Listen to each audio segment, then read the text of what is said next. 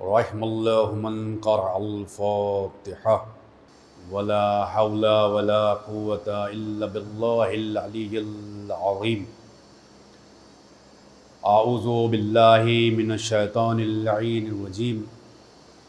بسم اللہ الرحمن الرحیم۔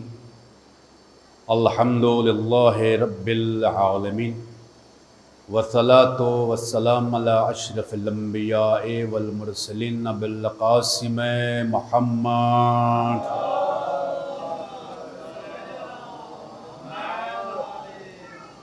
وآلہ الطیبین الطاہرین المعصومین، اما بعد۔ السلام علیک یا وارث آدم صفوۃ اللہ، السلام علیک یا وارث نوح نبی اللہ۔ درود پڑھ دے محمد و آل محمد۔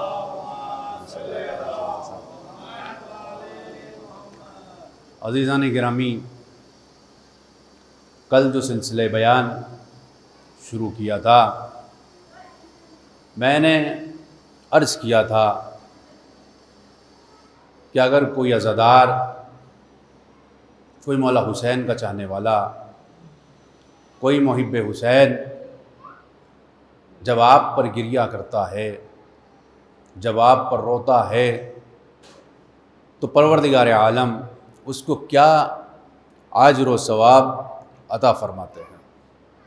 میں نے آپ کے سامنے کل 4 سے 5 روایات کا ذکر کیا تھا کہ اگر کوئی عزادار سرکار سید الشہداء پر گریہ کرتا ہے، روتا ہے، تو امام فرماتے ہیں کہ اگر اس عزادار کا آنسو جہنم میں ڈال دیا جائے تو جہنم کی آگ خاموش ہو جائے گی، جہنم کی آگ بجھ جائے گی، کہ اس کے بعد پھر جہنم میں آپ آگ نہیں دیکھیں گے، کسی طرح کی کوئی حرارت نہیں دیکھیں گے۔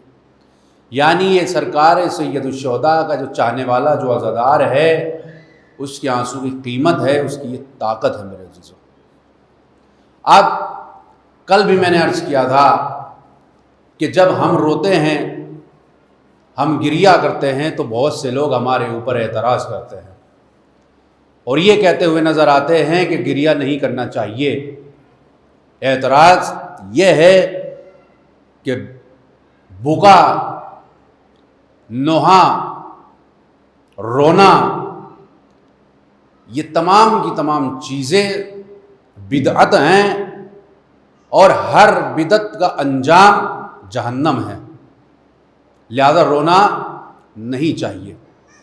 لیکن میرے عزیزو، آج میں آپ کے سامنے جو اپنی بات رکھنا چاہتا ہوں، اپنی کتابوں کو ایک سائیڈ رکھتا ہوں اور جن لوگوں نے گریے پر اعتراض کیا ہے انہی کی کتابوں کو سامنے رکھ کر کے گفتگو کرنا چاہتا ہوں۔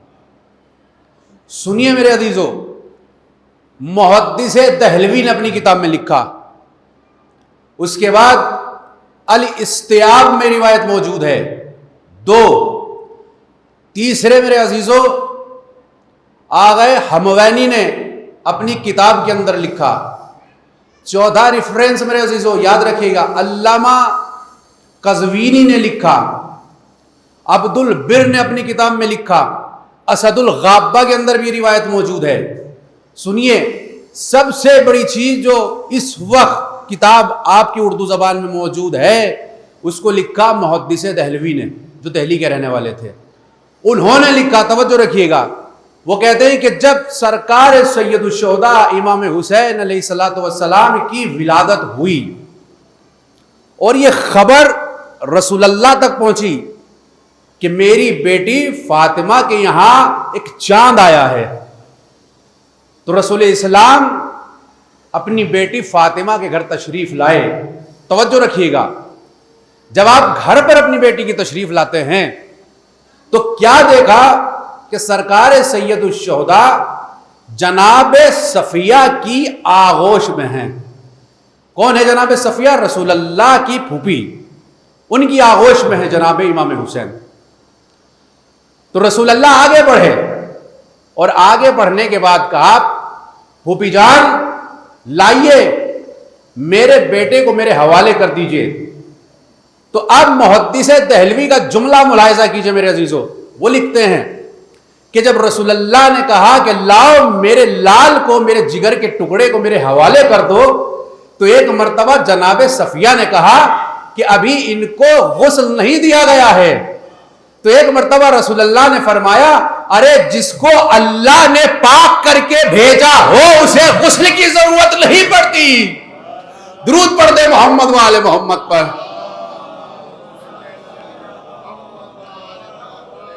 یہ محدث دہلوی نے اپنی کتاب میں لکھا. دیکھو دنیا کا کوئی مسلمان کا بچہ ایسا ہو نہیں سکتا کہ جب وہ اس دنیا میں آئے تو اس کو غسل مولود نہ دیا جائے، اس کو نہ نہلایا جائے، مگر سرکار سید الشہداء کے لیے عالم اہل سنت نے جملہ لکھا کہ جب جناب صفیہ نے رسول اللہ سے کہا کہ ان کو ابھی غسل نہیں دیا گیا تو کیا کہا رسول اللہ نے؟ پروردگار عالم نے اس کو پاک و پاکیزہ کر کے بھیجا ہے، اس کو غسل کی ضرورت نہیں ہے. اس کے بعد کیا ہوا؟ جب آغوش مصطفیٰ میں آئے امام حسین، توجہ رکھیے گا یہاں پر شاہد مثال ہے میری، آغوش مصطفیٰ میں جب امام حسین آئے جناب صفیہ نے دے دیا، لیجئے اپنے جگر کے ٹکڑے کو اللہ کے رسول. اب آغوش مصطفیٰ میں امام حسین آئے، جیسے ہی رسول اللہ نے امام حسین کے چہرے کو دیکھا ایک مرتبہ مسکرائے، اور اس کے بعد امام حسین علیہ السلام نے گریہ کرنا شروع کر دیا. یہ کون لکھ رہا ہے؟ 5 حوالے میں آپ کے سامنے دے چکا میرے عزیزو، 5 حوالے. جیسے ہی بی بی زہرا نے دیکھا میرا بابا میرے بچے کو دیکھ کے رو رہا ہے، تو ایک مرتبہ بی بی نے کہا بابا کیا آپ کو خوشی نہیں ہوئی کہ خدا نے ہمارے گھر میں چاند اتارا ہے؟ تو ایک مرتبہ اللہ کے رسول نے فرمایا میری لخت جگر نور نظر میری بیٹی، مجھے خوشی ہوئی اسی لیے مسکرایا تھا. کہا پھر روئے کیوں؟ کہا چونکہ جبرائیل نے آ کر کے مجھے خبر دی کہ یہ تمہارا جو نواسا ہے، تمہارا جو بیٹا ہے، 3 دن کا بھوکا پیاسا کربلا کے میدان میں شہید کر دیا جائے گا. یہ خبر سن کے میں نے رونا شروع کیا. 5 ریفرنس دے چکا. کیا کہا تھا؟ رونا بدعت ہے، رونا جائز نہیں ہے، گریہ کرنا جائز نہیں ہے. ادھر توجہ کریے میرے عزیزو، یہ دیکھیے چھوٹا حسین مصطفیٰ کی آغوش میں. اب رسول اللہ نے جب دیکھا امام حسین کو تو رونا شروع کر دیا، کیونکہ جبرائیل نے آ کر واقع کربلا بیان کیا تھا.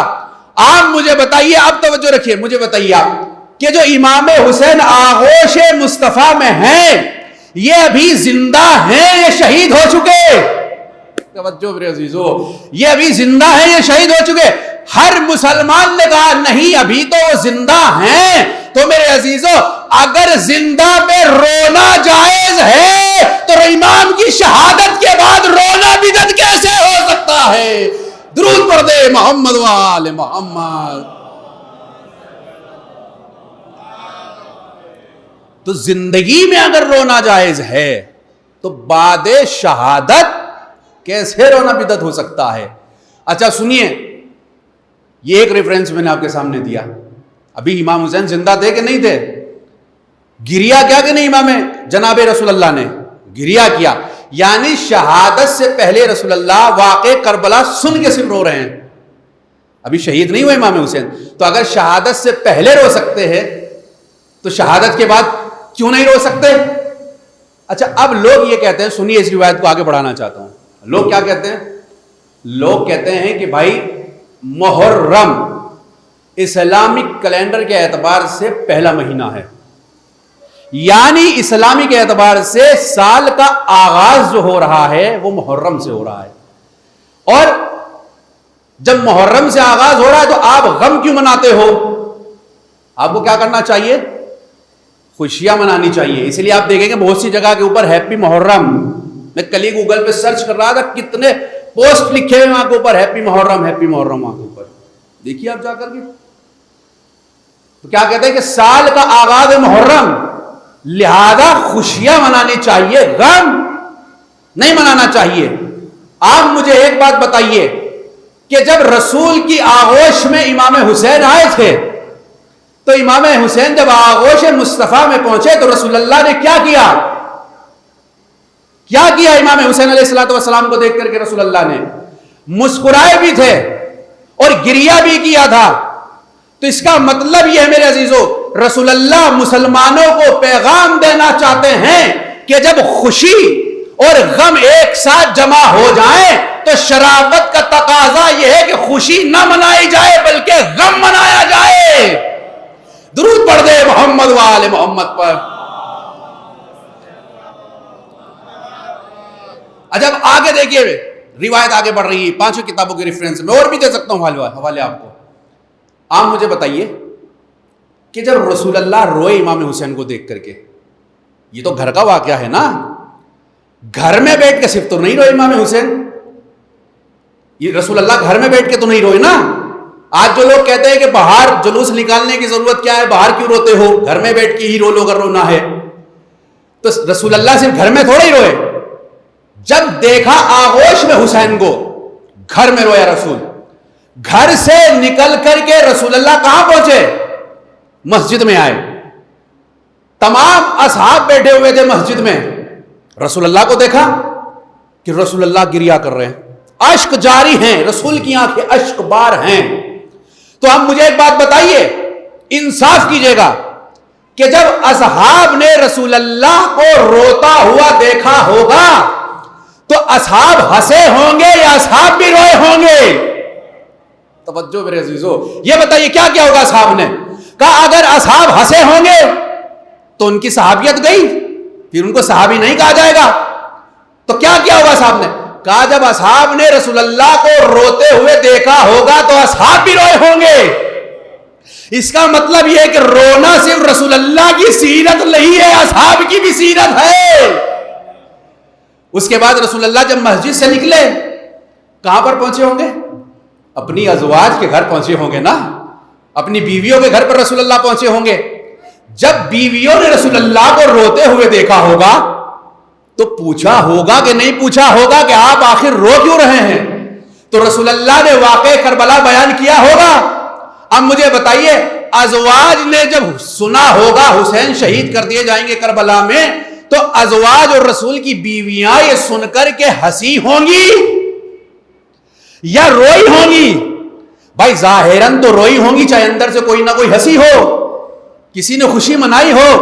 مگر اگر وہ ظاہراً ہنسیں گی تو زوجیت ختم ہو جائے گی. اس کا مطلب یہ ہے کہ اصحاب بھی روئے ہوں گے، اور جب رسول اللہ گھر پر آئے تو بیویاں بھی روئی ہوں گی. اس کا مطلب یہ حسین پہ رونا، جہاں رسول کی سیرت وہاں اصحاب کی سیرت، وہیں ازواج رسول کی بھی سیرت ہے. درود پڑھ دے محمد و آل محمد پر.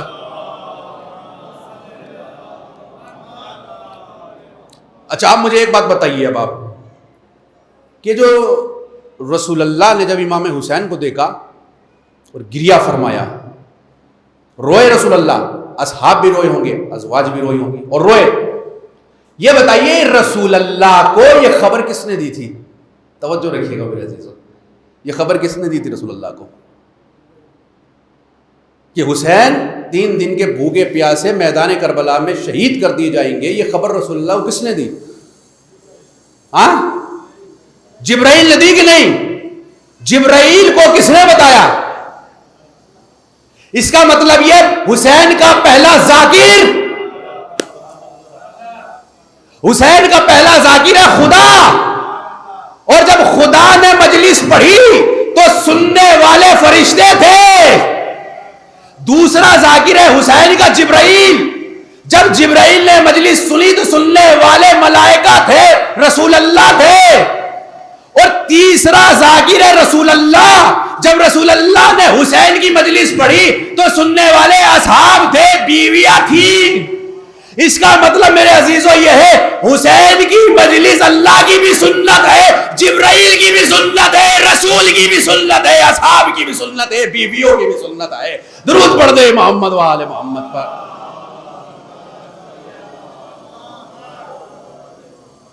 ہوا کہ نہیں؟ اس کا مطلب یہ کہ پہلا ذاکر حسین خدا، سننے والے فرشتے.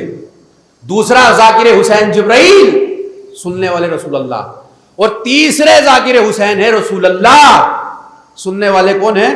اصحاب باوفا، بڑے بڑے اسٹار والے تھے وہ سن رہے تھے وہاں پر, بیویاں تھیں وہ سن رہی تھی.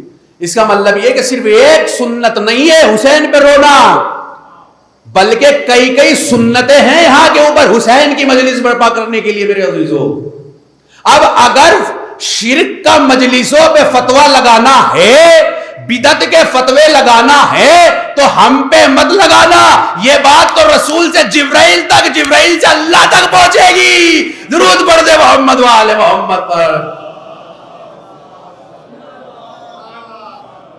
تو ہم نے ملاحظہ کیا, محدث دہلوی کہہ رہے ہیں کہ قبل شہادت رسول اللہ حسین کو دیکھ کر گریا کر رہے ہیں. تو اگر قبل شہادت, شہادت سے پہلے گریا ہے, تو شہادت کے بعد کیسے گریا نہیں ہو سکتا؟ یہ ایک ریفرنس میرے عزیزوں. آخر میں قرآن کا بھی ریفرنس دوں گا آپ کے سامنے. دوسرا حوالہ سنیے, اسد الغابہ میں بھی یہ روایت موجود. اس کے علاوہ میرے عزیزوں حموینی نے یہ روایت کو لکھا, اور خود محدث دہلوی نے اس روایت کو لکھا. اس پہ توجہ رکھیے گا. جنگ احد ہوئی 3 ہجری میں. اسلام کی پہلی جنگ کا نام ہے جنگ بدر, جو 2 ہجری میں ہوئی تھی, اور اسلام کی دوسری جنگ کا نام ہے جنگ احد, جو 3 ہجری میں ہوئی تھی. یہ یاد رکھیے گا میرے عزیزوں, اس جنگ احد میں جناب عبیدہ تھے رسول اللہ کی طرف سے, مولا علی تھے, جناب حمزہ تھے. ادھر سے علی والے, ادھر سے رسول اللہ والے تھے, ادھر سے ابو سفیان والے تھے. ادھر سے بھی 3 آئے تھے, ادھر سے بھی 3 آئے تھے. جو ابو سفیان کی بیوی تھی, امیر شام کی امی جان تھی, اور یزید کی دادی جان تھی, جن کا نام تھا ہندا. یہ تاریخ نوٹ کرے میرے عزیزو. ہندا, اس نے یہ سنا کہ رسول اللہ جناب حمزہ سے محبت کرتے ہیں. جناب حمزہ اسد اللہ کا لقب ملا تھا, اللہ کا شیر, اور دوسرا کیا تھا, سید الشہداء. جناب حمزہ کو لقب ملے تھے سید الشہداء, شہیدوں کا سردار. امام حسین بھی سید الشہداء, جناب حمزہ بھی سید الشہداء. مگر فرق ہے, جناب حمزہ اپنے زمانے کے شہیدوں کے سردار, حسین قیامت تک کے شہیدوں کے سردار. دونوں میں بڑا فرق ہے. اب اس نے سنا ہندا نے کہ بھائی یہ تو رسول اللہ بڑا پیار کرتے ہیں جناب حمزہ سے. اس نے چونکہ ممبر پر ہوں, تہذیب اور ادب ملحوظ خاطر ہے, وہ جملہ میں نہیں کہہ سکتا ممبر سے, بس ممبر کا ادب لحاظ سامنے رکھتے ہوئے جملہ کہہ رہا ہوں. ہندا نے کہا کہ اگر کسی نے حمزہ کو قتل کر دیا تو میں اس کو خوش کر دوں گی. آگے کا جملہ خوش سمجھ لیجئے گا, میں اسے خوش کروں گی اگر کسی نے حمزہ کا قتل کر دیا. اب جب جنگ چلی, انہوں نے بڑے بڑے لوگوں کو قتل کیا, مگر ایک وحشی نے جناب حمزہ کا جنگ احد میں قتل کر دیا. توجہ رکھیے میرے عزیز, جنگ احد میں جناب حمزہ کا قتل ہو گیا. اب جب جناب حمزہ کا قتل ہوا تو اس ہندا نے کیا کام کیا, یہ جناب حمزہ کے جنازے لاشیں پر آئی, اور آنے کے بعد اس نے جناب حمزہ کی ناک کاٹی, کان کاٹے, مسلا کیا, انگلیاں کاٹی. یہ تمام چیزیں کاٹ کر کے اس نے ہار بنایا اور گلے میں ڈالا, گلے میں ڈال دیا اس نے اس ہار کو. جب یہ خبر رسول اللہ کو ملی تو اصحاب باوفا آئے رسول اللہ کے پاس, اور آنے کے بعد رسول اللہ سے کہا, اللہ کے رسول, ہم نے دیکھا کہ ہندا جناب حمزہ کا جگر چبانے کی کوشش کر رہی ہے مگر چبا نہیں پا رہی ہے. توجہ میرے عزیزو, ہندا جناب حمزہ کا جگر چبانا چاہ رہی ہے, کوشش کر رہی ہے مگر چبا نہیں پا رہی ہے. مفتی جعفر حسین نے نہج البلاغہ کی جو شرح کی ہے اس کا مقدمہ جا کر کے پڑھیے گا, وہاں بھی وجہ بیان کی ہے. اور کتاب الاستیاب میں عالم اہل سنت عبد البر نے اس کی وجہ بیان کی ہے. استیاب اور نہج البلاغہ کا مقدمہ 2 ریفرنس دے رہا ہوں. وہاں پہ لکھا ہوا ہے کہ جب اصحاب آئے اور آنے کے بعد رسول اللہ سے کہا کہ ہندا نے ان کی آنکھ کان کاٹ کر کے ہار بنا کے گلے میں ڈالا ہوا ہے اور سینے پہ سوار ہے اور ان کا جگر چبانے کی کوشش کر رہی ہے ہندا, مگر چبا نہیں پا رہی ہے. رسول اللہ نے فرمایا قیامت تک بھی اگر کوشش کرے گی تو میرے چچا کے کلیجے کو نہیں چبا پائے گی. صحابیوں نے کہا آخر کیا وجہ ہے؟ تو ایک مرتبہ رسول اللہ نے فرمایا وجہ یہ ہے کہ میرے چچا کا کلیجہ نہیں چبا پائے گی. اس کی وجہ یہ ہے کہ میرے چچا کا جسم کا ہر ایک حصہ جنتی ہے.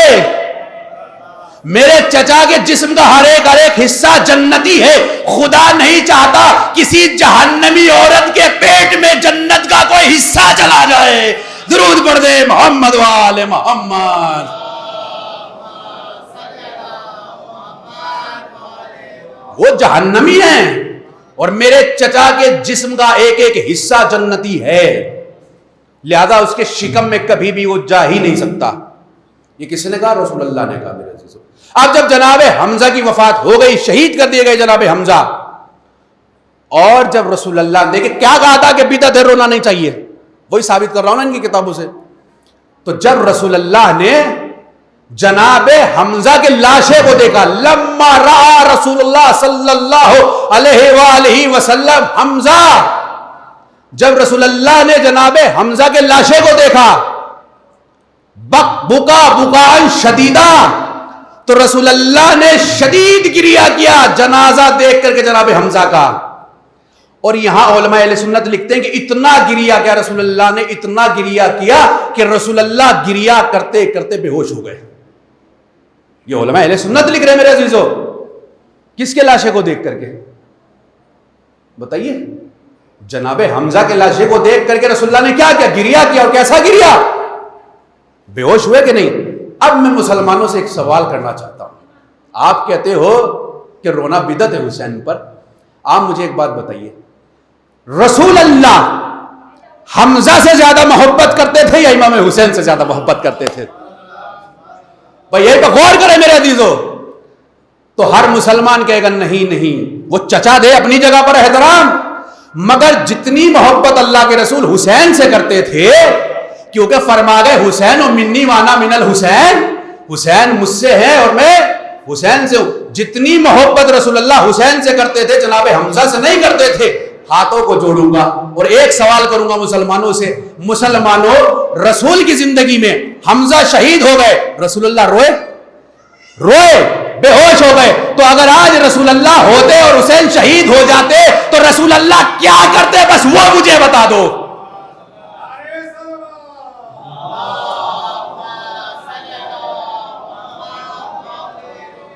جب چچا کے لاشے پہ بے ہوش ہو گئے تو کیا نواسے کے لاشے کے اوپر رسول اللہ گریہ نہ کرتے، بے ہوش نہ ہوتے؟ بات یہیں پہ ختم نہیں ہوتی. جب گریہ کیا، بے ہوش ہو گئے رسول اللہ میرے عزیزو، اس کے بعد ہوا کیا؟ رسول اللہ مدینے کی گلی سے گزر رہے تھے. سنیے، علماء اہل سنت نے اپنی اپنی کتابوں میں لکھا اس کو. مدینے کی گلیوں میں رسول اللہ گزر رہے ہیں. کیا دیکھا رسول اللہ نے؟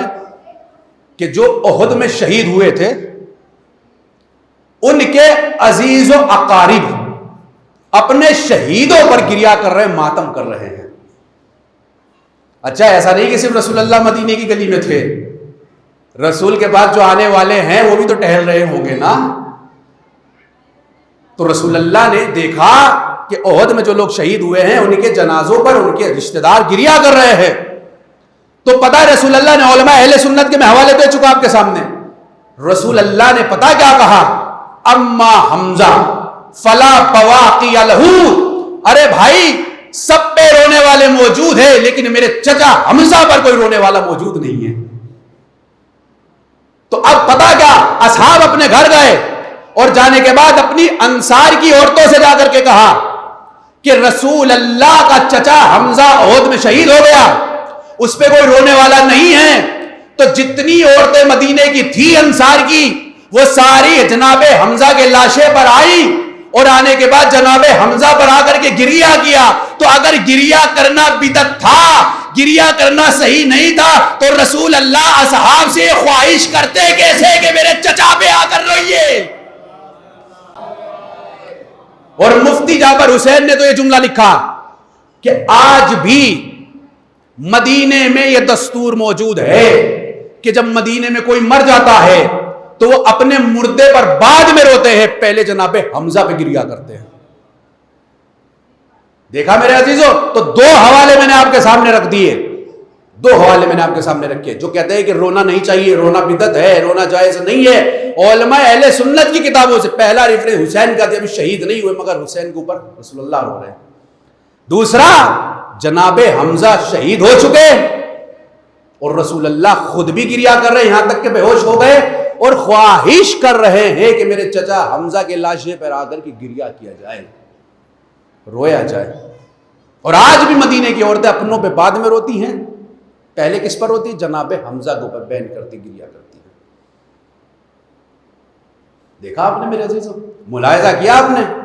تیسری دلیل، اور بات آگے بڑھانا چاہتا ہوں، اس کو بھی برادران اہل سنت نے لکھا، محدث دہلوی نے اس کو بھی لکھا میرے عزیزوں، اسد الغابہ کے اندر یہ روایت بھی موجود ہے۔ رسول اللہ کا ایک بیٹا تھا کہ جس کا نام تھا ابراہیم، ان کی جو عمر تھی وہ تھی 18 سال 18 مہینے، صرف 18 مہینے۔ جناب ابراہیم، ان کی والدہ کا نام تھا ماریہ قبطیہ۔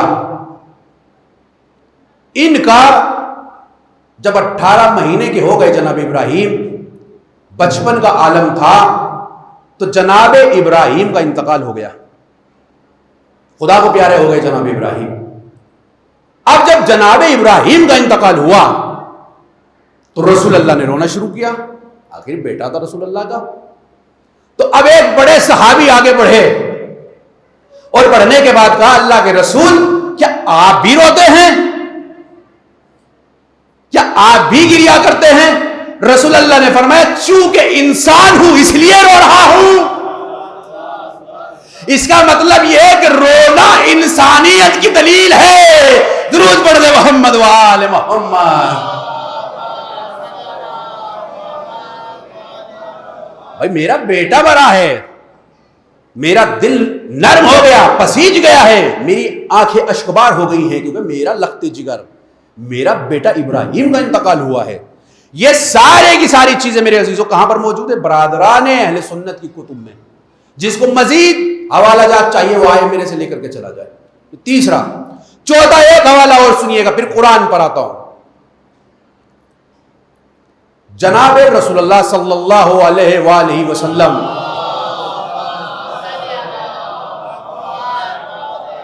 آپ کی والدہ گرامی جن کا نام تھا آمنہ، جب ان کا انتقال ہو گیا تو رسول اللہ چونکہ اپنی والدہ کی قبر مبارک پر جایا کرتے تھے زیارت کرنے کے لیے، تو رسول اللہ اپنی والدہ محترمہ کی قبر مبارک پر زیارت کرنے کے لیے پہنچے۔ جب رسول اللہ نے اپنی والدہ کی قبر کو دیکھا، رسول اللہ نے رونا شروع کر دیا۔ اتنا شدید گریا کیا رسول اللہ نے، اتنا شدید گریا کیا رسول اللہ نے کہ جو آپ کے ساتھ صحابی آئے تھے انہوں نے بھی رونا شروع کر دیا، انہوں نے بھی رونا شروع کر دیا رسول اللہ کو دیکھ کر کے۔ اب آپ مجھے بتائیے کہ اپنی والدہ کے جن کا انتقال ہو چکا، زمانہ گزر گیا، مگر اس کے باوجود رسول اللہ جب اپنی والدہ کی قبر پر آتے ہیں تو کیا کرتے ہیں؟ آ کر کے صرف فاتحہ پڑھ کے چلے جاتے ہیں؟ نہیں، برادران اہل سنت لکھتے ہیں بلکہ گریا کرتے آ کر کے، اور صرف رسول گریا نہیں کرتے، رسول کو دیکھ کر کے اصحاب بھی رسول اللہ کی والدہ کے اوپر گریا کرتے ہیں۔ تو آپ مجھے بتائیے کہ اگر رسول اللہ مرنے کے بعد، شہادت کے بعد گریا کر سکتے ہیں تو آج رسول کے چاہنے والے بعد شہادت حسین پہ گریا کیوں نہیں کر سکتے؟ تو اگر رسول کا گریا بدعت نہیں ہے تو رسول کے امتیوں کا گریا حسین پہ بدعت کیسے ہو جائے گا؟ درود پڑھ دے محمد وآل محمد پر۔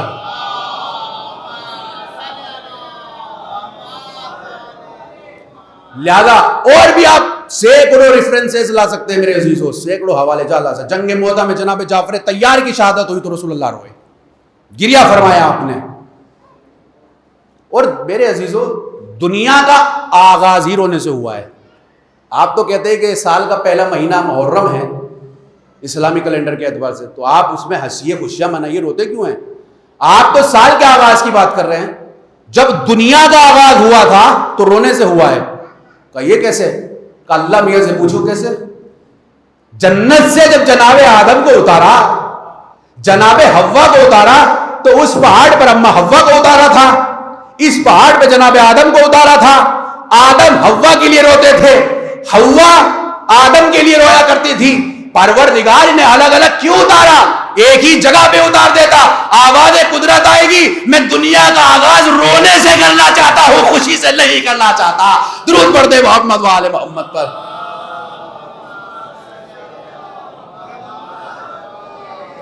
آپ سب کے سب بابا آدم کی اولاد ہیں، سب کے سب یاد رکھیے گا، جتنے بھی ہیں سب بابا آدم کی اولاد ہیں. تو آپ تو کہتے رونا نہیں چاہیے، رونا بدعت ہے، اور ہمارا باپ تو پیدا جیسی دنیا میں آیا اس نے آغاز کر دیا رونے کا، روتا ہوا آیا میرے عزیزو. تو یہ رونا بدعت نہیں ہے، یہ عین سنت رسول ہے میرے عزیزو، اصحاب کی سنت ہے. اور بھائی روتا وہی ہے جس میں شرافت پائی جاتی ہے، جہاں انسانیت پائی جاتی ہے. اگر شرافت نہ ہو، انسانیت نہ ہو تو وہ انسان نہیں روئے گا. مگر یہ حسین کی مظلومیت ہے میرے عزیزو. دنیا میں آپ کو نہ جانے کتنے افراد نظر آئیں گے کہ جو اپنے گھر والوں پہ نہیں روتے، مگر جہاں حسین کی شہادت کا ذکر سنا انہوں نے حسین پہ رونا شروع کر دیا. دنیا میں نہ جانے کتنے افراد ایسے ملیں گے آپ کو کہ جو اپنوں پہ نہیں روتے، مگر حسین کی مظلومیت جہاں سنی انہوں نے حسین کے اوپر رونا شروع کر دیا میرے عزیزو. آئیے، یہ تو میں نے برادران اہل سنت کی کتابوں سے حوالے دیے کہ رونا بدعت نہیں ہے، جو میں نے کل آغاز کیا تھا، اجر بیان کیا تھا رونے کا کیا ہے. آئیے اب کلام اللہ سے بھی ایک آیت پڑھتا ہوں تاکہ بات مستحکم، مستند، مضبوط ہو جائے میرے عزیزو. سنیے، قرآن نے دو نبیوں کا ذکر کیا ہے. ایک نبی کا نام ہے یعقوب اور دوسرے نبی کا نام ہے یوسف. ایک ہے باپ اور دوسرا ہے بیٹا. توجہ رکھیے میرے عزیزو. جو لوگ کہتے ہیں نا کہ رونا بدعت ہے، رونا بدعت ہے، رونا نہیں چاہیے، کہتے ہیں کہ نہیں کہتے بھائی؟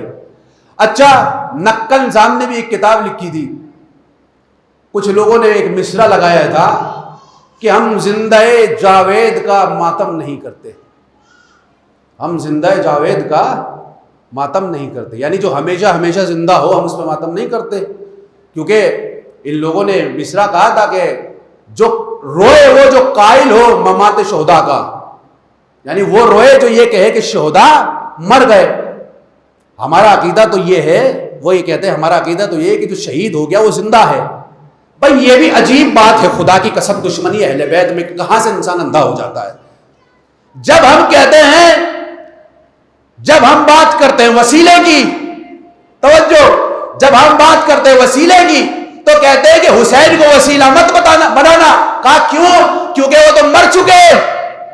اور جب بات رونے کی آتی تو کہتے ہیں وہ تو شہید ہے، شہید ہمیشہ زندہ ہے. میری سمجھ میں نہیں آتا یہ دشمنی کا انجام کہاں تک پہنچے گا. جہاں کے اوپر اہل بیت سے مانگو تو وہ مر گئے، مگر جب ان کے اوپر رونا چاہو تو یہ کہا جاتا ہے وہ تو ہمیشہ ہمیشہ کے لیے زندہ ہے. اب تم ایک بات پہ ٹکو، یا تو یہ کہ وہ ہمیشہ کے لیے زندہ، یا یہ کہ وہ ہمیشہ کے لیے مر گئے. کسی ایک بات کو تو تسلیم کرو بھائی، کسی ایک بات کو تو مانو. تو کیا ہم زندہ جاوید کا ماتم نہیں کرتے؟ تو پہلی بات تو یہ ہے کہ آپ نہیں کرتے تو اس سے کیا حقیقت بدل جائے گی؟ آپ ہوتے کون ہیں یہ کہنے والے؟ اور اگر آپ یہ کہتے ہیں ہم زندہ جاوید کا ماتم نہیں کرتے تو یہ ہم سے مت کہیے پلیز، یہ اللہ میاں سے کہیے. کہو کیسے اللہ میاں سے جا کر کے کہیں؟ ہم نے کہا قرآن پڑھ لیجئے، سورہ یوسف پڑھیے جا کر کے. کہا سورہ یوسف میں کیا ہے؟ ہم نے کہا سورہ یوسف پڑھیے آپ جا کر کے، مگر تعصب کی اینک اتار کر کے پڑھیے گا.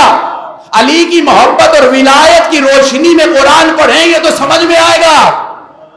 کہا کیا پڑھیں قرآن میں؟ ہم نے کہا دیکھو کچھ بھائی وہ تھے کہ انہوں نے اپنے بھائی یوسف کو کنویں میں پھینک دیا تھا.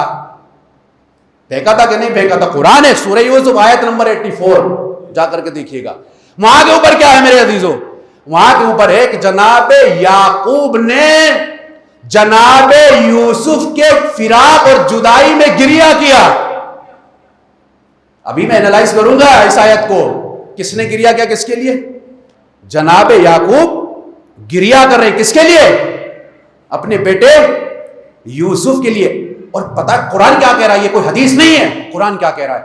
وَبْيَضَّتْ عَيْنَاهُ بِحُزْنٍ. کیا کہا قرآن نے؟ اتنا گریا کیا یعقوب نے, اتنا گریا کیا یعقوب نے. وَبْيَضَّتْ عَيْنَاهُ, اس کی جو آنکھیں تھیں وہ سفید ہو گئی, بلائنڈ ہو گئے جناب یعقوب, نابینا ہو گئے جناب یعقوب. کس کی یاد میں؟ جناب یوسف کی یاد میں, ان کی جدائی میں, ان کے فراق میں نابینا ہو گئے یعقوب. در منصور کے اندر روایت موجود ہے میرے عزیز و عالم اہل سنت نے لکھا, وہ کہتے, زمخشری نے بھی لکھا, یہ دونوں ریفرنس ابھی میرے موبائل میں رات ہی میں مطالعہ کر رہا تھا تو میں نے دیکھا. پتہ ہے کتنے سال در منصور کے اندر روایت کہ 70 سال جناب یعقوب نے گریا کیا ہے یوسف کی جدائی پر. دوسری روایت 80 عامہ, جناب یعقوب نے جناب یوسف کے لیے 80 سال گریا کیا ہے. اچھا آپ مجھے ایک بات بتائیے, 70 سال گریا کیا, 80 سال گریا کیا, چھوڑیے اس کو کتنے سال گریا کیا, مسئلہ یہ ہے یعقوب نے یوسف پر گریا کیا کہ نہیں کیا؟ قرآن کہہ رہا ہے نا گریا کیا. کتنا گریا؟ نابینا ہو گئے, آنکھیں سفید ہو گئی. مجھے یہ بتاؤ مسلمانوں, اتنے بھولے کیوں بن جاتے ہو؟ آپ کا دعویٰ تو یہ کہ ہم سے بہتر قرآن کوئی نہیں پڑھتا, ہم سے زیادہ قرآن کوئی نہیں پڑھتا, تو بھائی بہتر بھی آپ کو مبارک, زیادہ آپ پڑھتے ہیں آپ کو مبارک. مگر ہم تو جو سورہ یوسف پڑھا ہے ہم نے اس میں ایک چیز دیکھی, تم نے یہ کہا کہ رونا بدعت ہے. یہ کس سے کہا؟ مجھ سے کہا کہ رونا جائز نہیں ہے. مجھے آپ ایک بات بتائیے, جب آپ سورہ یوسف پڑھتے ہیں وہاں ایک نبی دوسرے نبی کے لیے کیا کر رہا ہے؟ گریا کر رہا ہے. مجھے بتائیے کیا یوسف مر گئے تھے یا زندہ تھے؟ توجہ میرے عزیزو, ہر آدمی یہ کہے گا نہیں نہیں جناب یوسف زندہ تھے, صرف یعقوب سے جدا ہوئے تھے, صرف یعقوب سے جدا ہوئے تھے. تو 70 سال یا 80 سال جناب یعقوب نے جناب یوسف کے لیے گریا کیا. تو اگر زندہ کے لیے نبی رو سکتا ہے تو حسین شہید پر ہم کیوں نہیں رو سکتے؟ درود پڑھتے محمد و آل محمد.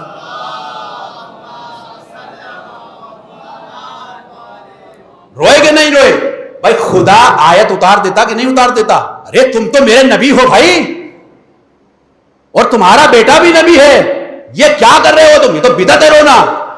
مرے بھی نہیں جناب یوسف, شہید بھی نہیں ہوئے جناب یوسف, لیکن کیا کیا جناب یعقوب نے 80 سال یا 70 سال زندہ بیٹے پر, نبی پر, جناب یوسف پر گریا کیا, زندہ پر, صرف جدائی پر کہ مجھ سے جدا ہو گیا میرا بیٹا. یہ قرآن ہے, جا کر کے پڑھیے سورہ یوسف, وہاں پر آپ کو ملے گا میرے عزیزو. اور ایک بات کہو میرے عزیزو, جب جناب یعقوب نابینا ہو گئے تھے نا تو آنکھوں کی بینائی کیسے واپس آئی تھی؟ کیسے واپس آئی؟ کہا یوسف کا کرتا بھیجا گیا, یوسف کا کرتا بھیجا گیا. جناب یعقوب نے کیا کیا؟ اپنی آنکھوں سے مس کیا, آنکھوں کی روشنی واپس آ گئی. اے نبی اللہ یہ کیا کر رہے؟ شرک ہے شرک. ارے آپ وسیلے کو اختیار کر رہے ہو. ارے ڈائریکٹ اللہ بھی ایسے کو تمہاری آنکھوں کو صحیح کر دے. کہا نہیں, میں امت کو, اپنے چاہنے والوں کو درس دے رہا ہوں, خدا تک پہنچنا ہے تو وسیلہ بنانا پڑے گا. درود پڑھ دے محمد والے محمد. یہ پورا قرآن پڑھ رہا ہوں میں آپ کے سامنے میرے عزیزو, کوئی حدیث نہیں ہے یہ. سوچئے سوچئے, غور کرے مسلمان آج اس چیز کی طرف کہ ایک نبی زندہ نبی پہ رو رہا ہے, زندہ بیٹے پہ رو رہا ہے. اس کے بعد آنکھوں کی روشنی واپس, بیٹے کے کرتے سے آنکھوں کو مس کیا, بینائی واپس آ گئی. نابینا تھے میرے عزیزو, روشنی آ گئی آنکھوں کے اندر. یہ کیا ہے؟ جناب یعقوب وسیلے کو بیان کر رہے ہیں, ورنہ اگر چاہتے ہاتھوں کو بلند کر دیتے خدا ڈائریکٹ دے دیتا روشنی. کیا نہیں دے سکتا تھا؟ اس کا نبی تھا, اس کا پیغمبر تھا, اس کا رسول تھا, مگر نہیں, دنیا کو درس دینا تھا میرے عزیزو. اس دنیا میں ہم بغیر وسیلے کے وہاں تک نہیں پہنچ سکتے, وہاں تک نہیں پہنچ سکتے. تو آپ نے ملاحظہ کیا؟ رونا سنت انبیاء ہے, رونا سنت رسول ہے میرے عزیزو. مرض کر چکا. لہذا یہ رونا بدعت نہیں ہے, یہ رونے کے اوپر شرک کے فتوے نہیں آنے چاہیے, یہ رونا گناہ نہیں ہے. جتنا سرکار سید الشہداء کے اوپر آپ رو سکتے ہو روئیے میرے عزیزو, اتنا ہی اجر و ثواب آپ کو ملے گا پروردگار عالم کی طرف سے. اب میں آپ کے سامنے بس 2-4 باتیں اور بات ختم کرنا چاہتا ہوں. یہ سرکار سید الشہداء کہ جس کے اوپر آپ گریہ کرنے کے لیے آئے ہو, رونے کے لیے آئے ہو, یہ کوئی عام شخصیت نہیں تھی, یہ فضائل کا سمندر تھا. اور ان کے مقابلے میں جو آیا یزید, وہ نجاستوں کا سمندر تھا. یہ طہارتوں کے سمندر تو وہ نجاستوں کا سمندر. یہ انبیاء کا وارث, وہ شداد و نمرود و فرعون کا وارث. یہ اللہ کی طرف سے آیا, یہ دربار کی طرف سے آیا. یہ عورتوں کی عزت کو بچانے والا, وہ عورتوں کی عزت کو پامال کرنے والا. آپ نے کیا کبھی دیکھا کہ کسی نے اپنی بہن سے شادی کی ہو, یا کسی نے میرے عزیزوں اپنی سوتیلی ماؤں کے ساتھ منہ کالا کیا ہو؟ کسی شادی شدہ عورت سے کوئی انسان شادی کر سکتا ہے؟ بتائیے, نہیں کر سکتے. یا تو اس کو طلاق ہو جائے, یا پھر وہ بیوہ ہو جائے, اس کا شوہر مر جائے, اس کے بعد ہی شادی ہوگی اس سے. ورنہ اگر کسی کوئی بیوی کوئی انسان سے رشتہ نہیں دے سکتا, حرام ہے. مگر یہ سارے کارنامے یزید نے کیے تھے میرے عزیزوں, یزید نے کیے. جو آج کہتے ہیں رونا بدعت ہے, وہ اس کیریکٹر اس کردار کو بیان کریں آ کر کے ممبروں سے میرے عزیزوں. بتائیں یزید کون تھا؟ اگر آپ کو یزید سے محبت نہیں ہے تو پھر جیسے ہم یزید پہ لعنت کرتے ہیں, آپ بھی یزید پر آ کر کے لعنت کیجئے. ہم اپنا لعنت کر کے یزید سے تعلق توڑتے ہیں, آپ بھی یزید پہ لعنت کر کے اپنا تعلق توڑ کر کے بتائیے ہمارا تعلق حسین سے ہے, یزید سے نہیں ہے. سنیے, مدینہ میں خاتون رہتی تھی جس کا نام تھا ارینب. سنیے, دونوں کرداروں کو پہچانو, حسین کا کردار کیا تھا, یزید کا کردار کیا تھا. لوگوں نے لکھا کربلا کی جنگ 2 شہزادوں کی جنگ تھی. نہیں, کربلا کی جنگ 2 شہزادوں کی جنگ نہیں تھی میرے عزیزوں. ارے ایک باطل پر تھا, ایک حق پر تھا. یہ 2 شہزادے نہیں تھے. ارینب مدینے میں زندگی گزار رہی ہے, اور یہ ارینب پتہ کیسی عورت ہے؟ عرب کی خوبصورت ترین عورت کا نام ہے ارینب. اور جہاں خوبصورت ہے وہیں پر با کردار بھی ہے. اور اس کے اوپر ترے امتیاز یہ ہے, جہاں خوبصورت ہے, جہاں خوب سیرت ہے, وہیں کے اوپر حسین کی چاہنے والی بھی ہے, محبت کرتی ہے حسین سے, عاشق حسین ہے. اس کا اب سنیے, یزید ایک مرتبہ اپنے دوستوں کے ساتھ بیٹھا ہوا ہے شام میں. کسی نے یزید سے کہا, یزید کیا شادی وادی کا ارادہ نہیں ہے؟ کہا کوئی ملتی ہی نہیں ہے شادی کے لیے, تو کرے کس سے؟ کہا مدینے میں ارینب ہے, اس سے کر لو. کہا وہ کون ہے؟ اب اس کے سامنے تعریفیں کرنا شروع کیا ارینب کی, اتنی خوبصورت, اتنی حسین, اتنی جمیل. بھائی یزید نے جب یہ سنا فوراً بزم چھوڑ دیا, باپ کے پاس آیا, اور باپ کے پاس آ کر کے کہنے لگا, خوب توجہ سنی ان دونوں کرداروں کو. باپ کے پاس آ کر کے کہنے لگا, ابا حضور مجھے شادی کرنا ہے. تو امیر شام نے کہا, شادی اور تمہیں بھی شادی کی ضرورت پڑ گئی, تمہیں شادی کرنا ہے؟ کہا ہاں مجھے شادی کرنا ہے. کہا کس سے کرنا ہے برخوردار شادی؟ کہا مدینے میں خاتون رہتی جس کا نام ہے ارینب, اس سے مجھے شادی کرنا ہے. امیر شام نے آہستہ سے کہا, ارے بھائی اس سے تو ہماری نہ ہو پائی تو تمہاری کیا ہوگی, اس سے تو ہم بھی کرنا چاہتے تھے. کہا نہیں, شادی کروں گا تو ارینب ہی سے کروں گا, باقی کسی سے نہیں کروں گا میں. کہا ٹھیک ہے, کوئی مسئلہ نہیں ہے, کرا دیتے ہیں تمہاری شادی. انہوں نے مدینے میں قاصد بھیجا معاویہ نے, کہا جاؤ اور جانے کے بعد جو ہے وہ یزید کا رشتہ دے دو. قاصد مدینے آیا, مدینے میں ارینب کے بارے میں پوچھا, لوگوں نے بتایا ارینب کی شادی ہو چکی. کہا کس سے؟ کہا عبد السلام سے. کہا یہ کون ہے؟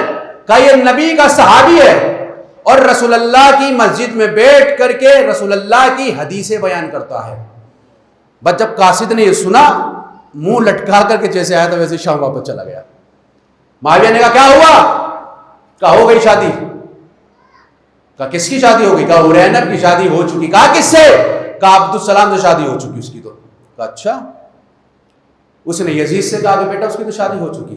کہا ابا دیکھو اگر شادی کروں گا تو ارینوی سے کروں گا, باقی کسی سے بھی نہیں کروں گا. دیکھ رہے ہیں آپ کردار. شادی شدہ عورت سے میرے عزیزو مصیر ہے, ضد کر رہا ہے شادی کروں گا تو ارینب سے کروں گا, کسی سے نہیں کروں گا.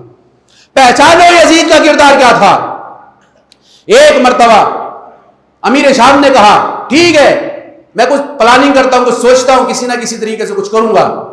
اس نے اب اس کو بلایا کہ جس نے مشورہ دیا تھا کہ جمعے کی نماز بدھ میں پڑھ لو, جس کا نام تھا عمر عاص, عرب کی چالاک لومڑی جس کو کہا گیا ہے, بہت چالاک انسان تھا عمر عاص. اس نے عمر عاص کو بلایا. اچھا تاریخ کہتی ہے جب عمر عاص کو آج معاویہ نے بلایا نا تو کھجورے پیش کر رہا ہے اس کے سامنے, کہوا پیش کر رہا ہے اس کے سامنے, آؤ بھگت کر رہا ہے. اب وہ بھی چالاک انسان تھا, کوئی بیوقوف تو تھا نہیں. عمر عاص نے کہا کہ آج اتنی زیادہ آؤ بھگت کر رہے ہو, اس کی کوئی خاص وجہ ہے؟ کہاں اس کی ایک وجہ ہے. کہا کیا وجہ ہے؟ کہا دیکھو یزید شادی کے لائق ہو چکا, یزید کی شادی کرنا ہے. تو کہا اس میں مسئلہ کیا, کر دو شادی, پڑھا لو نکاح. کہا نہیں, یزید جہاں شادی کرنا چاہتا ہے اس کی شادی ہو چکی. بس جیسی عمر عاص نے سنا گھبرا گیا. کہا یہ کیا کہہ رہے ہو تم, اگر اس کا شوہر زندہ ہے تو میں کیسے شادی کرا سکتا ہوں؟ کہا نہیں شادی تو تم ہی کو کرانا ہے, تمہارے جیسا چالاک اور دماغ والا انسان ہی یہ کام کر سکتا ہے, شادی تمہیں کرانا ہے. کہا ٹھیک ہے میں کچھ سوچتا ہوں جو مجھ سے کچھ ہو سکتا ہے. دیکھیے میرے عزیزو دوسروں کی ناموس کے اوپر کس طرح سے حملہ کیا جاتا تھا ان کے یہاں پر. سنیے یزید کا کردار اور حسین کا کردار سمجھیے. کہا کہ میں کچھ سوچتا ہوں, میں کچھ کرتا ہوں. بس ایک مرتبہ عمر عاص نے پوچھا کہ بتاؤ ارینب کی شادی کس سے ہوئی؟ کہا عبدالسلام سے. کہا وہ کون؟ کہا رسول اللہ کا صحابی. کرتا کیا ہے؟ کہا مسجد نبوی میں بیٹھ کر رسول اللہ کی حدیثیں بیان کرتا ہے. کہا اچھا قاصد کو بلاؤ. عمر عاص نے کہا قاصد آیا. کہا لکھو ایک خط. کہا کیا لکھنا ہے؟ کہا لکھو ہمارا بادشاہ سلامت کا, معاویہ کا, امیر شام کا سلام ہو رسول اللہ کے صحابی عبدالسلام پر, اور لکھو اس میں سلام کے بعد تمہارا سینہ رسول اللہ کی حدیثوں سے بھرا ہوا ہے, اور تمہارے جیسے مدینے میں بہت سے افراد موجود ہیں, مگر شام کی سرزمین تمہارے جیسے افراد سے خالی پڑی ہوئی ہے. اگر تم مناسب سمجھو تو شام آؤ اور آنے کے بعد رسول اللہ کی حدیثیں بیان کرو.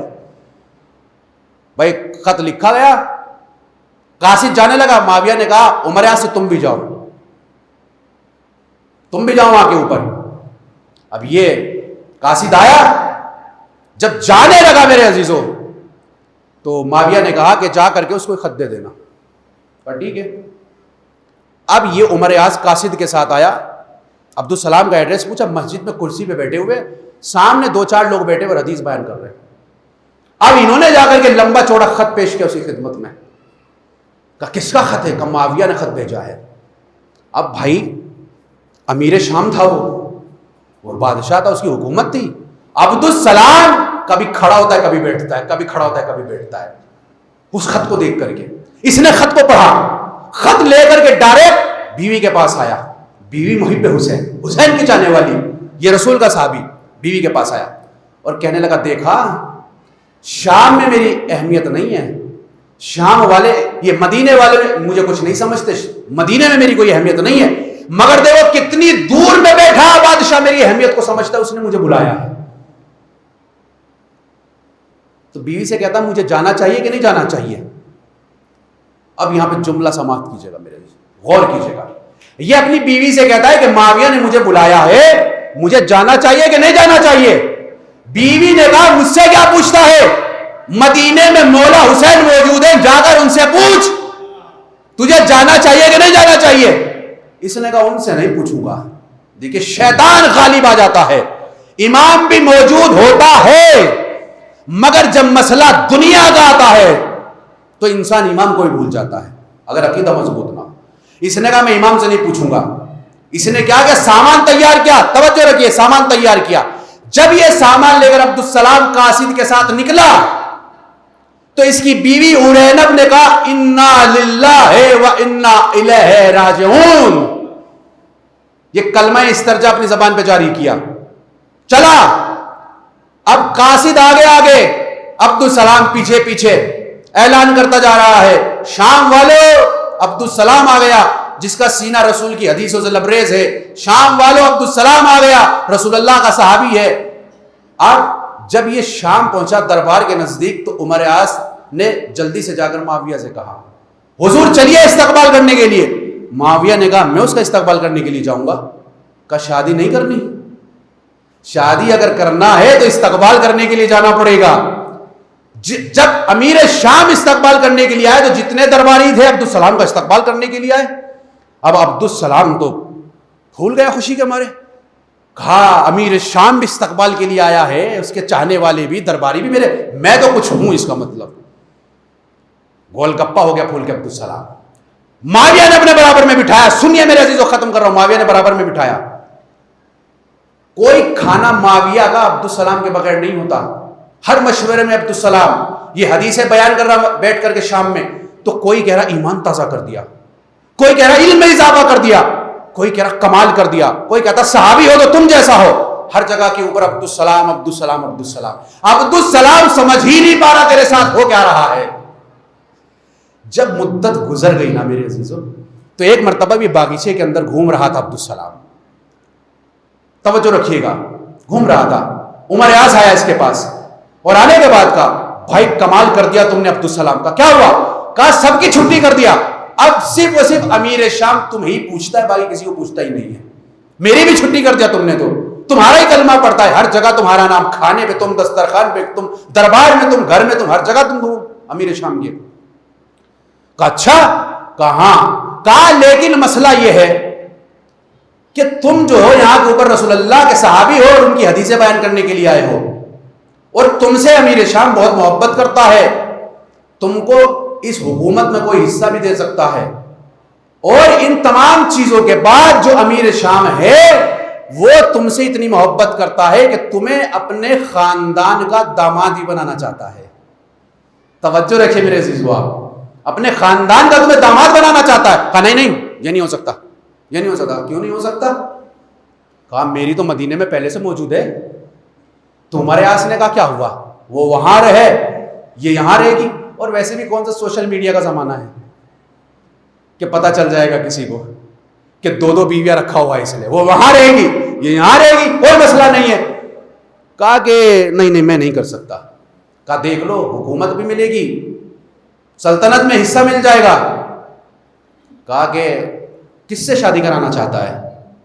کر تو لوں گا لیکن یہ بتاؤ کس سے شادی کرانا چاہتا ہے معاویہ؟ کہا معاویہ اپنی بیٹی تمہیں دینا چاہتا ہے,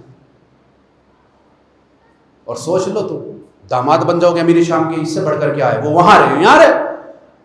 اس نے کہا کہ مجھے قبول ہے, منظور ہے مجھے, میں اس شادی سے راضی ہوں, کوئی فرق نہیں پڑتا.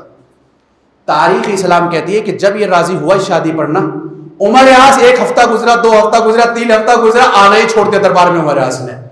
اب یہ ہر روز آتا ہے باغیچے کے اندر دربار میں. یہ عبدالسلام آگے پوچھتے کہ بھائی وہ عمر عاص کہاں پر ہے, عمر عاص کہاں پر ہے, شادی کا وعدہ ہوا تھا, کہاں پر ہے, کہاں پر ہے. مہینہ گزرنے کے بعد عمر عاص عبدالسلام کے پاس آیا, اور آنے کے بعد کہا, عبدالسلام نے پکڑا, ارے عمر عاص تم میری شادی کرانا چاہتے تھے معاویہ کی بیٹی سے, کیا ہوا؟ کہا اس نے انکار کر دیا, وہ شادی نہیں کر سکتی. کہ یہ کیسے؟ کہا وہ کہتی ایک نیام میں 2 تلواریں نہیں رہ سکتی.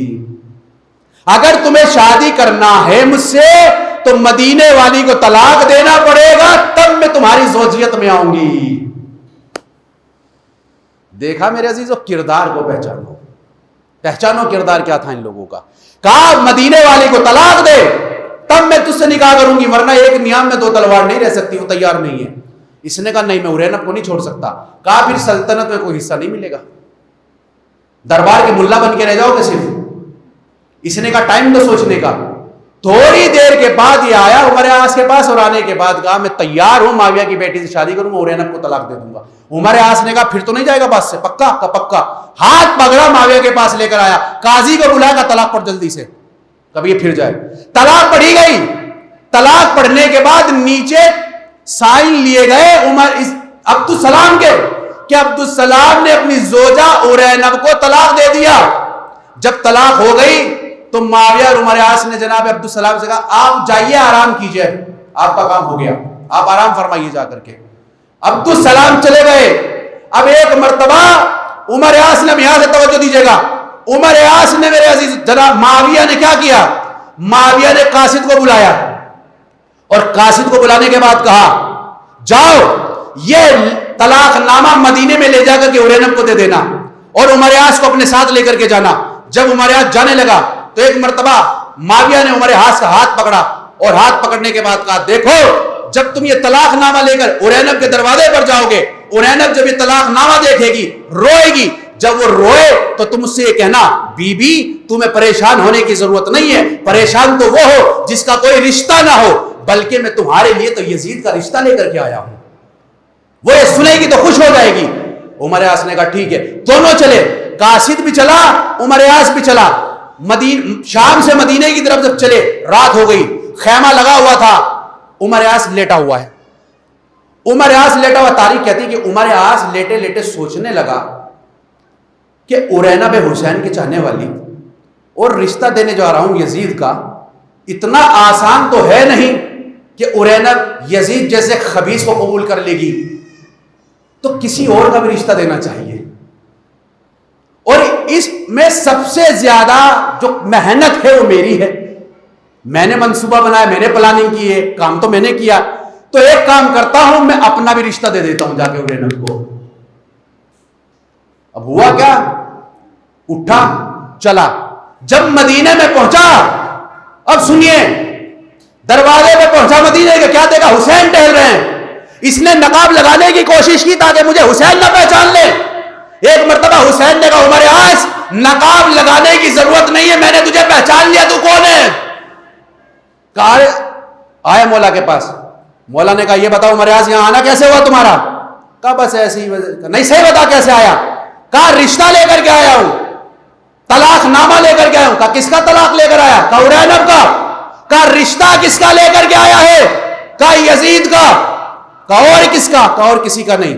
کہا تو بتائے گا کہ میں حسین بتاؤں؟ تو ایک مرتبہ کہنے لگا ہاں میں نے بھی اپنا رشتہ دیا ہے، میں نے بھی اپنا رشتہ دیا ہے۔ حسین نے کہا جا، چلا جا ارینب کے دروازے پر اور سن، جب طلاق ہوتی ہے تو تو نہیں جانتا زمین و آسمان کانپنے لگتے ہیں، تو نے یہ بے شرمی کا کام کیا ہے، لیکن جا ارینب کے دروازے پر جا، اور عدالت کا تقاضا تو یہ ہے پہلے جا کر کے یزید کا رشتہ دینا، اس کے بعد اپنا رشتہ دینا، اور تیسرا رشتہ مجھ حسین کا جا کر ارینب کو دے دینا۔ کردار کو پہچانیے میرے عزیزو۔ بس جیسی ایک مرتبہ عمر عاص نے سنا کہ اللہ یہ تو کام ہو گیا بھائی، یزید کا رشتہ لے کر کے آیا تھا، پھر میں نے اپنا رشتہ رکھا، اب حسین نے بھی اپنا رشتہ دے دیا۔ بس جیسے یہ دروازے پر پہنچا دقلا کون؟ کہنے لگا ہم آئے ہیں شام سے عمر عاص۔ کس لیے آئے؟ کہا بی بی یہ خط لے کر کے آیا ہوں، یہ آپ پڑھ لیجئے۔ اب اس نے اس کے ہاتھ میں خط دیا، اور ابھی کان لگا کر کے دروازے پہ کھڑا ہو گیا، اب روئے گی، اب روئے گی، اب روئے گی، مگر وہاں کے اوپر تو سناٹا، کوئی رو ہی نہیں رہا ہے۔ اندر سے آواز آئی میں نہیں کہتی تھی یہی ہوگا۔ توجہ میرے عزیزو، کیا میں نہیں کہتی تھی یہی ہوگا؟ میں جانتی تھی یہی ہوگا۔ تو ایک مرتبہ عمر عاص نے کہا بی بی آپ کو کیسے معلوم؟ یہ منصوبہ تو میں نے بنایا۔ کہا میں جانتی تھی یہی ہوگا۔ کہا کیا جانتی تھی؟ کہا جس کام کا آغاز حسین سے مشورے پر نہ ہو اس کا انجام یہی ہوتا ہے۔ درود پڑھ دے محمد و آل محمد۔ آپ کے لیے رشتہ لے کر کے آیا ہوں۔ کہا کس کا رشتہ لے کر کے آئے ہو؟ کہا کہ جس کے صدقے میں ہوائیں چلتی ہیں، جو امیر المومنین کا بیٹا ہے، جو سلطنت کا اکلوتا وارث ہے، میں اسے یزید کا رشتہ لے کر کے آیا ہوں۔ کہا اچھا یزید کا رشتہ تم میرے لیے لے کر کے آئے ہو؟ کہا ہاں اس کے آپ کے لیے لے کر آیا ہوں۔ تو ایک مرتبہ توجہ رکھیے گا، ارینب نے کہا عمر عاص تو ہے تو معاویہ کا آدمی ہے، تو دشمن حسین، مگر تو خود بتا، تو خود بتا کس کس کا رشتہ لے کر کے آیا ہے؟ کہا بی بی پہلا رشتہ تو یزید کا ہے۔ کہا دوسرا کس کا ہے؟ یہ چپ ہو گیا۔ جو قاصد آیا تھا کہ دوسرے امیدوار یہی جناب ہیں۔ کہا تیسرا کس کا لے کر کے آیا ہے؟ کہا حسین کا لے کر کے آیا ہوں۔ تاریخ کہتی ہے ایک مرتبہ ارینب نے کہا عمر عاص تو مجھے صرف اتنا بتا دے ان تینوں میں سے مجھے شادی کس سے کرنی چاہیے؟ دیکھیے عمر یاس، تاریخ کہتی ہے کہ عمر یاس نے اگر زندگی میں کوئی صحیح فیصلہ دیا ہے تو یہی ایک فیصلہ دیا، اس کے علاوہ کبھی اس نے کوئی صحیح فیصلہ نہیں کیا تاریخ میں، یہی ایک فیصلہ. تو ایک مرتبہ سنیے، توجہ رکھ کے ختم کر رہا ہوں. تو ایک مرتبہ عمر یاس نے کہا بیوی دیکھو اگر تمہیں صرف دنیا چاہیے تو یزید سے شادی کر لو، اور اگر دنیا اور آخرت دونوں چاہیے تو حسین سے شادی کر لو، اور اگر نہ دنیا چاہیے نہ آخرت چاہیے تو مجھ سے شادی کر لو. تو ارینب نے جب یہ سنا، کہا کہ اگر صرف دنیا چاہیے تو یزید، اور اگر دنیا اور آخرت دونوں چاہیے تو حسین. تو یہ مرتبہ ارینب نے کہا پھر آپ یہاں کیا کر رہے ہیں، آپ تشریف لے جائیے. تو اب یہ چلا شام کی طرف. اب وہاں تم یزید دولہا بنے بیٹھا ہوگا کہ اب جیسے ہی طلاق نامہ پہنچا ہوگا ارینب یہ حاضر. اب جیسے ہی یہ پہنچا وہاں عمر یاس تو اس کا چہرہ لٹکا ہوا. معاویہ نے کہا طلاق نامہ دے دیا؟ کہاں دے دیا. کہا شادی ہو گئی؟ کہاں شادی بھی ہو گئی. کہا کس سے؟ کہا حسین سے. کہا یہ حسین بیچ میں کہاں سے آ گئے؟ کہا میں نے یزید کا رشتہ دیا تھا، بیچ میں حسین ملے، انہوں نے بھی اپنا رشتہ دے دیا. کہا یہ طلاق ہوئی ہے یا تو یہ تو جانتا تھا، یہ میں جانتا تھا، یہ یزید؟ حسین کو کیسے پتا چل گیا کہ ارینب کو طلاق ہو گئی؟ ایک مرتبہ عمر یاس نے تاریخی جملہ کہا معاویہ یہ تو کہہ رہا ہے حسین کو پتا کیسے چل گیا؟ ارے تو نہیں جانتا، حسین اس کا بیٹا ہے جو زمین کے راستوں سے زیادہ آسمان کے راستے جانتا ہے. یہ تو نہیں جانتا، یہ مجھ سے پوچھ رہا ہے کہ حسین کو کیسے پتا چل گیا؟ وہ زمین کے راستوں سے زیادہ آسمان کے راستوں سے واقعی وہ اس کا بیٹا ہے. تب ایک مرتبہ یزید کو جب پتا چلا، یزید نے غلام کو بلایا، کہا کہ عبدالسلام کا سامان باندھو اور اتنی دور پھینک کر کے آنا کہ واپس پلٹ کر اگر آنا چاہے تو واپس نہ آ سکے. پھینک دیا اس کو نکال کر کے. اب کوئی نہ یہ کہہ رہا ہے کہ ایمان تازہ ہو گیا، نہ کوئی کہہ رہا علم میں اضافہ ہو گیا. اب کوئی نام لینے والا نہیں عبدالسلام کا. اب عبدالسلام سامان لے کر کے منہ لٹکاتے ہوئے پہنچے مدینہ. ختم کر دیا. جب مدینے کے دروازے پہ پہنچا دیکھا حسین ٹہل رہے ہیں. جیسے ہی دیکھا حسین ٹہلے، اس نے بھی نقاب لگانے کی کوشش کی کہ حسین نہ پہچان سکے. حسین نے کہا عبدالسلام میں تیرا ہی انتظار کر رہا تھا، ادھر آ. تو ایک مرتبہ مولا کی بارگاہ میں آیا. مولا نے کہا جا کر کے رجوع کر لے ارینب سے. تو ایک مرتبہ عبدالسلام نے کہا مولا کیا آپ نے ارینب سے شادی نہیں کی؟ کیا آپ نے اس سے رشتہ نہیں کیا؟ تو ایک مرتبہ حسین نے کہا نہیں میں نے ارینب سے شادی نہیں کی. مولا کیوں نہیں کی؟ کہا چونکہ میں نے رشتہ اس لیے دیا تھا تاکہ ارینب کی حفاظت کر سکوں، اس کی عزت بچا سکوں، اس کی آبرو بچا سکوں، اس لیے مجھ حسین نے ارینب کو رشتہ دیا تھا.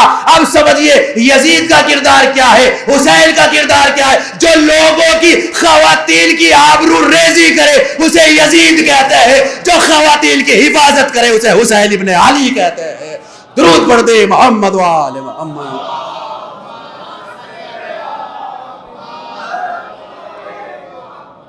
ہم نے دیکھا کس طرح سے میرے عزیزوں دوسروں کی ناموس کے اوپر حملہ کر رہا ہے یزید، اور کس طرح سے دوسروں کی ناموس کی حفاظت کر رہا ہے حسین.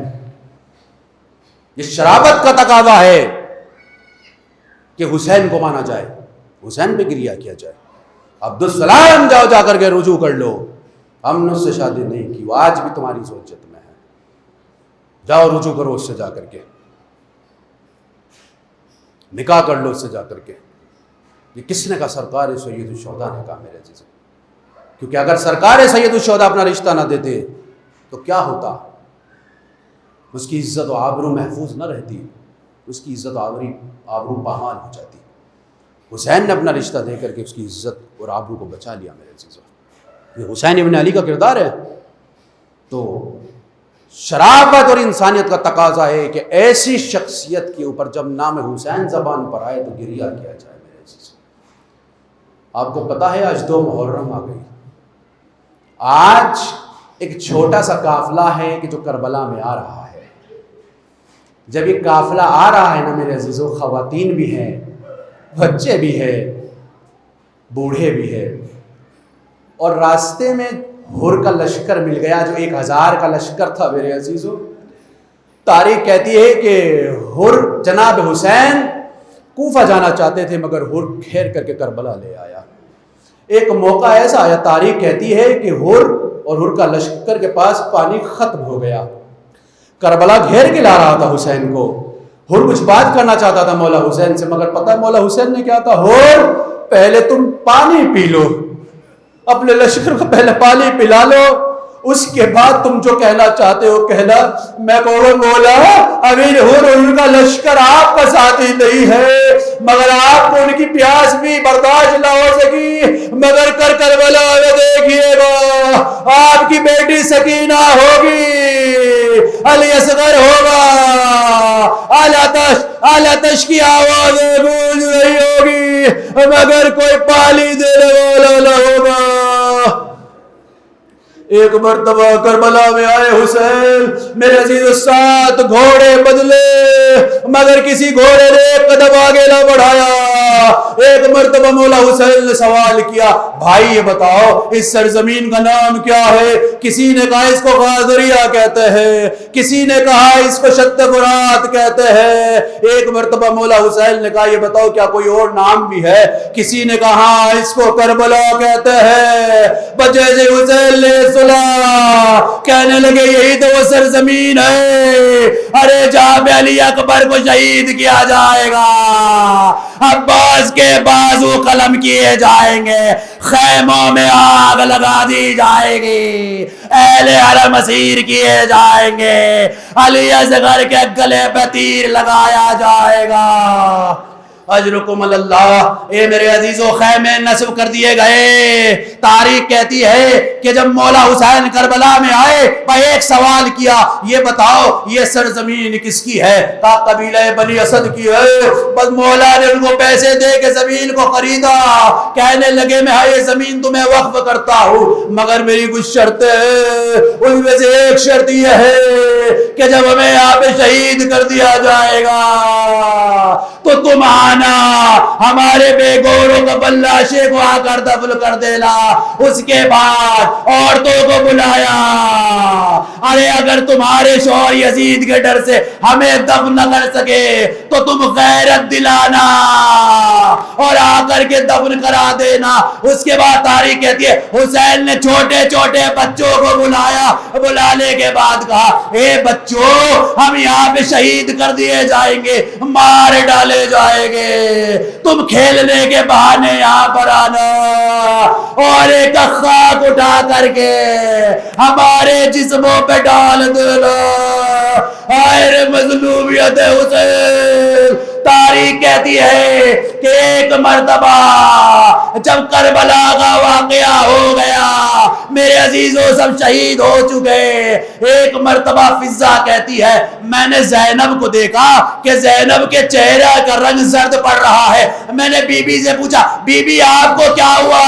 کہا فضا ارے تو نے نہیں سنا، ارے پسرے سعد آواز دے رہا ہے، ارے لاشوں کو پامال کر دیا جائے، ارے ان پہ گھوڑے دوڑا دیے جائے۔ زینب کہتی ہے لاشا لایا گیا، قبیلے والے آگے بڑھے، اے عمر سعد اس کا تعلق ہم سے ہے، ہمارے سامنے اس میں گھوڑے مت دوڑانا، مگر زینب کہتی ہے ایک لاشا آیا، ارے جو رسول کے لوازے کا تھا، ادھر کے گھوڑے ادھر، ادھر کے گھوڑے ادھر۔ امام زمانہ کہتے ہیں میرا سلام ہو میرے جد حسین پر، ارے جس کے جسم اقدس کو گھوڑوں کی ٹاپوں سے پامال کر دیا گیا، ارے جس کی دہانی پسلیاں بائیں طرف آ گئی۔ انا للہ و انا الیہ راجعون، رضا بقضائہ و تسلیما لامرہ۔ پروردگار عالم وقت کے ایوان کے ظہور میں تعاجیل فرما اور ہم سب کو ان کے مخلص غلاموں میں شمار فرما۔ پروردگار عالم جو مومنین مومنات یا پر تشریف لائے ان کی تمام نیک حاجات کو قبول فرما۔ پروردگار عالم جہاں جہاں بھی اہل بیت کے چاہنے والے موجود ہیں ان سب کی حفاظت فرما، مزارات مقدسہ کی حفاظت فرما، علماء برحق کا سایہ ہمارے سروں پہ دائم و قائم فرما۔ ہماری اس مختصر سی عبادت کو قبول فرما۔ وآخر دعوانا الحمدللہ رب العالمین۔ ماتم حسین۔